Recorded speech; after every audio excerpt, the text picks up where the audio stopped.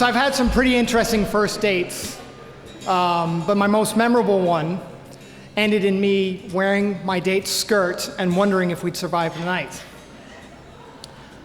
When I was 30 years old, I quit my job. Oh, I turned 30 on a Friday. That Friday, I quit my job,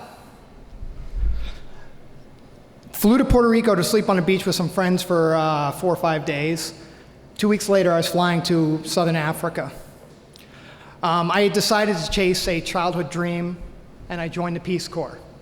I was flying to southern Malawi to become a forestry extension agent at Lake Malawi National Park.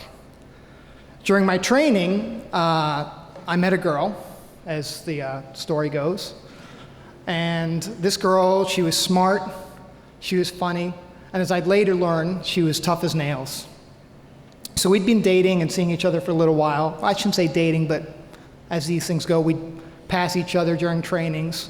And one of these trainings, we decided, let's take this to the next steps. Let's go on a first date. And we decided to go hiking. So we decided to hike at Mount Balaji. Mount Balaji is a formidable mountain. It's 10,000 feet and covers 250 square miles. It is known as the island in the sky by the locals because it rises out of the plains. It's just by itself. And we decided, let's go hike that mountain. I was feeling pretty confident. A few months earlier, I had done a trail race. I used to be a trail runner, and I had run this route. So I thought, yeah, I know that route, about 20 kilometers. We can cover that, no problem. So we show up to Mount Balaji with the intention to start the hike at dawn so that we had plenty of light to be finished for the day. Dawn came and we started our hike. So we started hiking up this mountain, moving along pretty good, having a good time, taking lots of photographs. And a couple hours later, we're approaching 9 o'clock hour, the 10 o'clock hour, the 12 o'clock hour, looking at our watches, and I kind of knew the mountain. I could look at the peaks and realize where I was, and we're going a bit slower than I thought we would. Tanya wasn't feeling too well at the time. This being Africa and us being Peace Corps volunteers, she should have had some digestive issues. So we were moving a little slower than we thought we were. We continued our hike. 1 o'clock passed, 2 o'clock passed. Now, Malawi is located close to the equator. 6 o'clock, and it's dark. You're done. We were at maybe the 15-kilometer mark and realized we weren't going to get off that mountain until dark. So we're getting desperate. As we were approaching, continuing hiking, we're on a bit of a trail. We start hearing some yipping. All these dogs come out. And no joke, we were surrounded by 30 or 40 dogs. These are domestic dogs. And by domestic, I mean they didn't look like wild dogs, but maybe feral dogs. They looked like a dog you would see in the village. And they're yipping at us, none of them biting, but yipping and surrounding us. A minute or two after them, 2 or 3 guys came out of the bush, and they were poachers. They're on the mountain collecting wood and rock hyrax, which looks like a gopher. A little different, but looks like a gopher. And they were hunting to this being one of the poorest countries in the world, they were collecting bush meat to bring back to their families. So in broken English, broken Chichewa, which was the language spoken over there, we were able to figure out, tell them that my wife has intestinal issues. I kind of ruined that there, but we need to get off the mountain really quick. What's the best way down? So they were telling us, just continue down this trail, take a left. Go down, no problem, you'll be free and clear. So we kept hiking, feeling pretty good about it, and I could see the certain peaks because I had been there before and I knew where we were going. And sure enough, the trail that we saw, that should lead us down to the forest lodge that we stayed in the night before. So we take that trail, we start hiking pretty good. Tanya stopping every so often because she had intestinal issues. So we're hiking and it's approaching 3:30, 4:30, 5 o'clock. 6 o'clock, it's dark. So we're getting a little nervous, a little scared, kind of how I feel right now up on stage. And we're approaching this great, perfect trail, wide. I'm thinking, we'll just trot down here, we'll be done in no time. All of a sudden, the trail ended. Right at a river, in a small clearing, but the trail ended. There was no side trail to get around. There was no trail on the other side of the river that maybe we could fjord and get to the other side. It was just done. And that's when we realized that we had taken the wrong left. We had taken instructions from poachers who would go into the forest in order to collect wood and bushmeat to come out. They would go out and come back. These weren't connecting back down to the local village.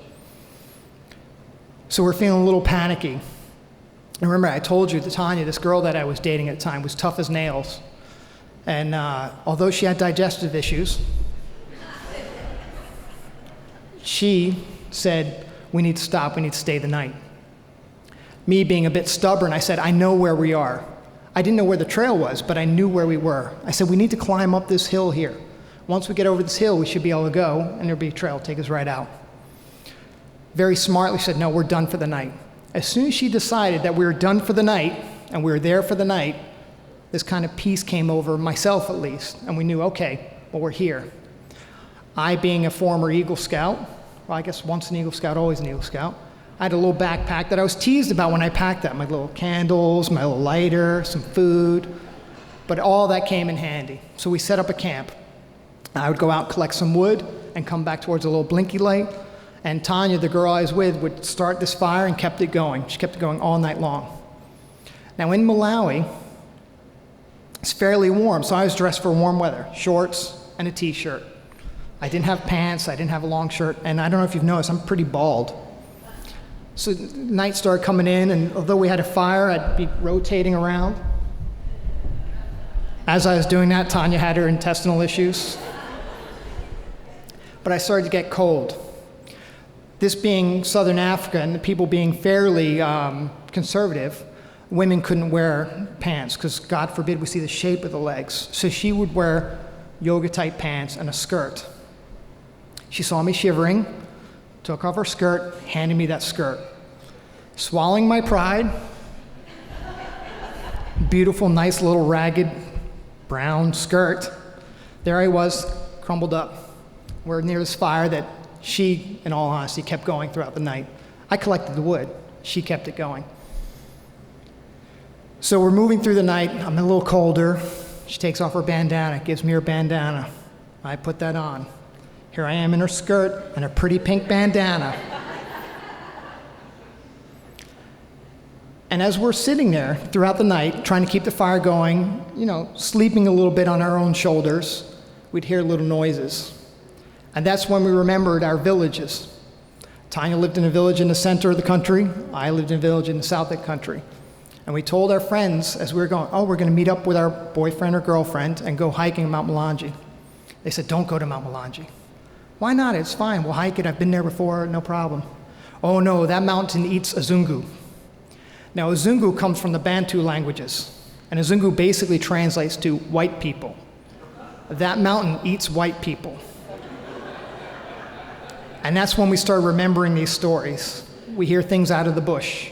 Tick, tick, tick, tick, tick. Shh.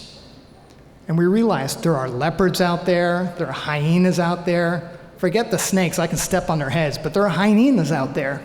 They eat bones. So, as we're going through the night trying to keep this fire going, we hear these noises constantly. Shh, shh, shh, shh. That mountain eats Azungu. That mountain eats white people. Oh no. We kept that fire going. Finally, dawn came, thank God. And this whole night, as we're slipping through the night, I've been telling Tanya, don't worry, I know where we are. I know on this geographic piece where we are. We need to go up that hill. Once we get over it, there should be a trail right there and get down.